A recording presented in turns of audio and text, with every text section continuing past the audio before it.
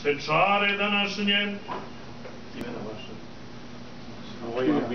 Tvoje i mile, i njihove familije, za milost, život, mir, zdravlje i spasenje njihovo.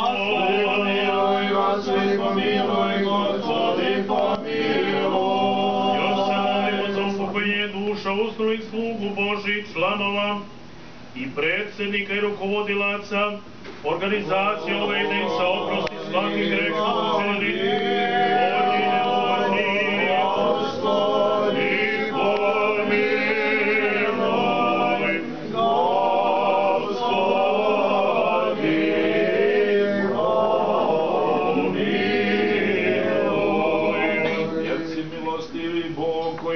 Čoveka i slavu odnosimo Tebi, Otcu i Sinu i Svetome Duhu, sada i svakda i vo vijeki vjekov. Amin. Premudrost, čestnjejši od heruvim i slavnjejši od besramljenija serafim, bez istenija Boga slova nošuju, slušuju Bogorodicu Tja veličajem.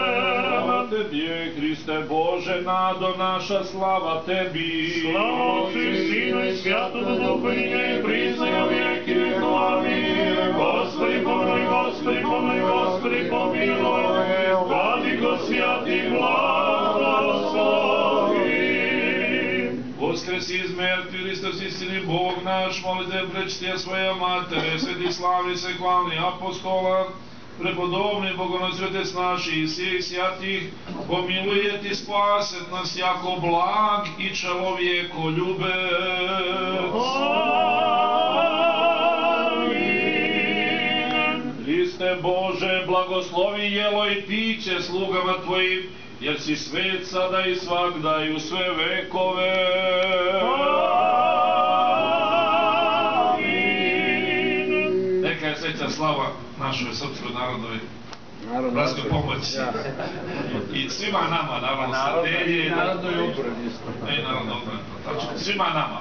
Ovo je veliki praznik za Srbe, poslije ćemo o tome govoriti. Neke srećno, blagosloveno i prijatno.